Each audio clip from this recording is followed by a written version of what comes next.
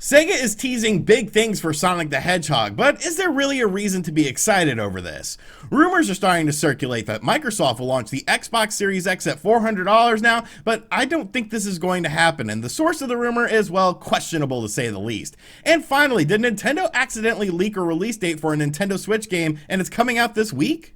What's going on, guys? I'm RGT85. Happy Mother's Day to the 8 women who watch this channel. If you're new to the channel, make sure you hit that subscribe button, but without any further ado, let's talk about what's going on in the world of video games.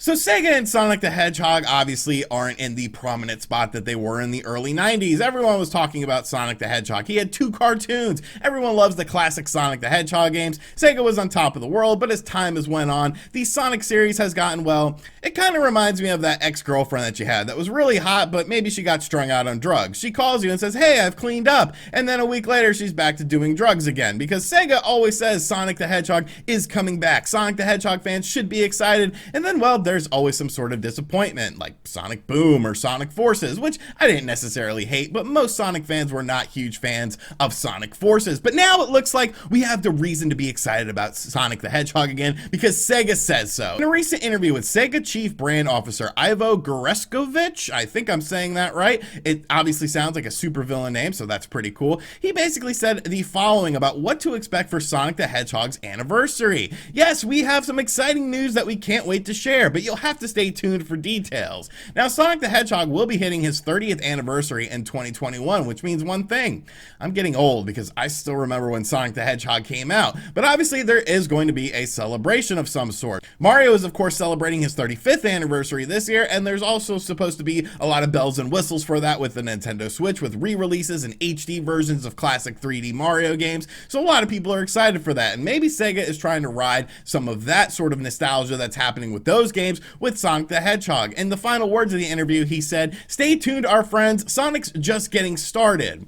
Now, I would think after 30 years, Sonic wouldn't just be getting started. I feel like he would sort of be, hitting his stride a bit, but obviously the quality of Sonic the Hedgehog games has been very hit or miss, especially when you're talking about 3D entries. Now, Sonic Mania obviously was just awesome fan service. That game was absolutely fantastic, and I think is the future of Sonic the Hedgehog if they want to be sort of within good graces within the Sonic the Hedgehog community. But the 3D Sonic games, which are the games that they always seem to try to make, haven't really been all that good since Sonic Adventure 2. The first Sonic Adventure and Sonic Adventure 2 were both quality games, I felt, but everything since then has just been sort of just jumbled up and sort of lacking direction. I think Sega could potentially bring back Sonic the Hedgehog and make him a relevant name once again, but I think it's definitely an uphill battle, and unfortunately, Sega has said time and time again that Sonic the Hedgehog is coming back, and then we got something like Sonic Boom, and it's like, no, he's not back. What did you do to him? Why are Knuckles' legs so long? Like, I don't know. I'm not really putting much stock into this. I'm definitely taking a wait and see approach because I try not to get too overexcited about Sega stuff anymore because I feel like sometimes they are a bit of a disappointment. But maybe they will prove me wrong. Maybe they will come out of the gate and Sonic will be back.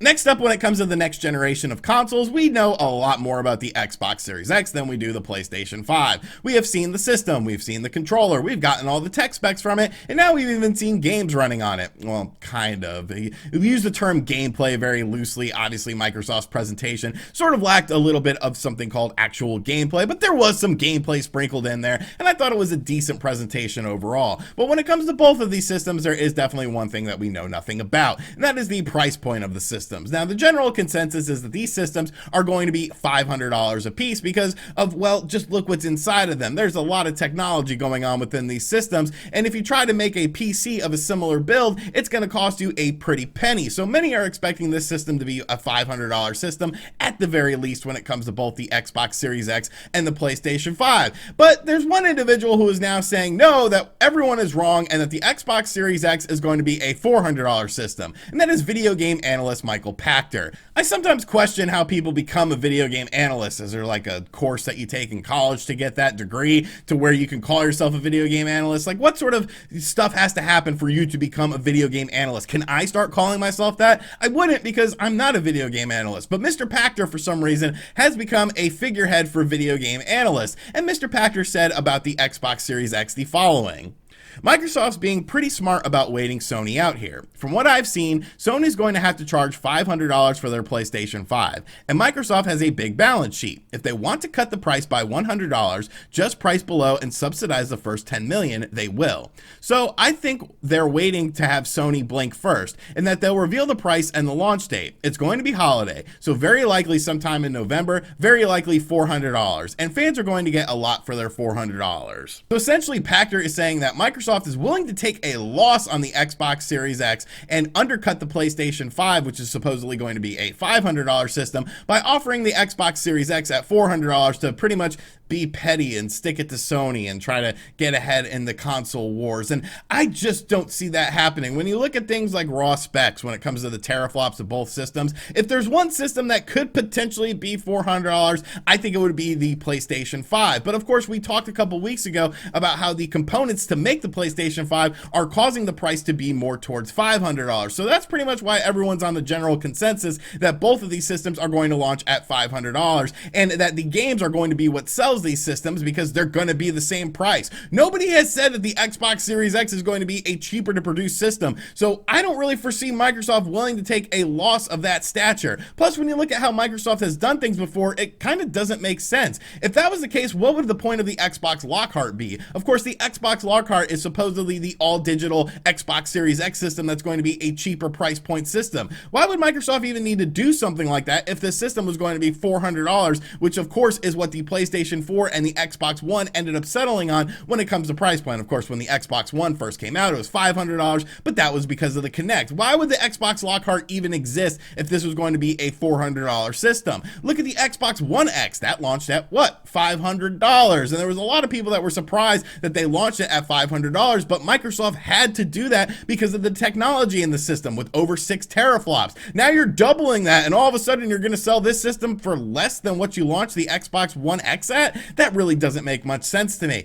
And the final thing is, why do people listen to Michael Pachter? I'm not saying he's wrong all the time, but he has been wrong on a lot of things, and a lot of important things as well. In 2006, Michael Pachter said that Nintendo was getting ready to pull out of the console market and that the Wii would not sell well because people wouldn't like the casual motion controls of it. And, well, he was just spot on with that. In 2009, he stated that the PlayStation 3, the Xbox 360, and the Nintendo Wii were going to be the final console generation and that everything was going to move to all digital. And, well, that was in 2009. 11 years later, we're now talking about the price of the Xbox Series X. But I digress. Maybe we just, forgot to add a 1 or something like that. I don't even know how we came to that conclusion. In 2010, he said that Grand Theft Auto 5 was going to be coming out that year. He was positive, and then it didn't come out that year. Like, I'm not saying the man is a complete idiot, but he has been wrong about a lot of stuff. And when you look at his track record of stuff, you can see more and more instances of where he has been wrong. And usually the stuff he's right on is very softball things that anyone could predict that has a brain that follows video game information.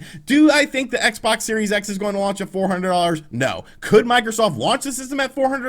I mean, technically, they could launch it at $1, or they could give it away for free if they wanted to. Like, there's obviously, no sort of stipulation as to what they can price the system at if they don't care about making money. And I feel like Microsoft does care about making money, so they probably will not take a $100 loss on these systems just to get out there and sort of stick it to Sony. I think Microsoft is doing a great job this console generation, and I don't think that playing into the PlayStation 5's price point is really a concern for them. I might be wrong, but I'm 99% sure that I'm not on this. And finally, did Nintendo leak a release date for a Nintendo Switch game that's evidently coming out in 2 days?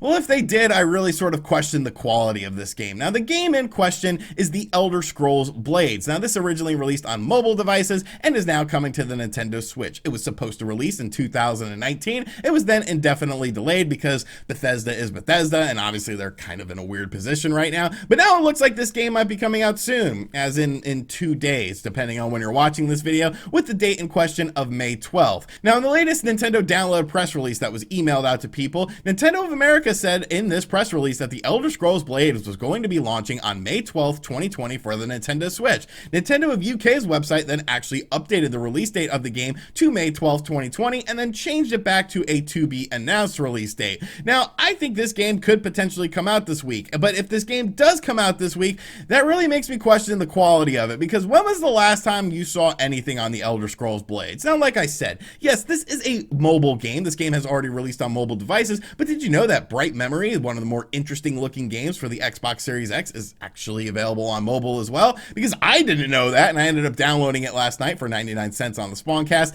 Obviously, it's not optimized for the Xbox Series X on the mobile version of the game, but it at least gives you a feel for the game. So obviously, there's going to be some quality of life improvements for the Nintendo Switch version of the game, is what people would assume. You know, you would expect them to not nickel and dime so much with the heavy microtransactions that are in the Elder Scrolls Blades as it is available on mobile. You would expect things like better graphics and just sort of a better overall game experience on the Nintendo Switch. But if Bethesda is launching this game on May 12th, do they have any confidence in this game? Like, what is Bethesda doing? Obviously, Doom Eternal was a big win for them, but before that, they've kind of been in a rocky position, and I feel like they would want to get as many people excited for an upcoming game, a Bethesda game, as they would want. So why wouldn't you want to hype this game up? I guess technically they could talk about this game tomorrow on May 11th and say, hey, it's coming out on May 12th for the Nintendo Switch, but obviously that would sort of be a lack of confidence in the game whatsoever. If this was a game that was already released on other platforms or something and they stealth dropped it, kind of like they did with Fortnite with Epic Games,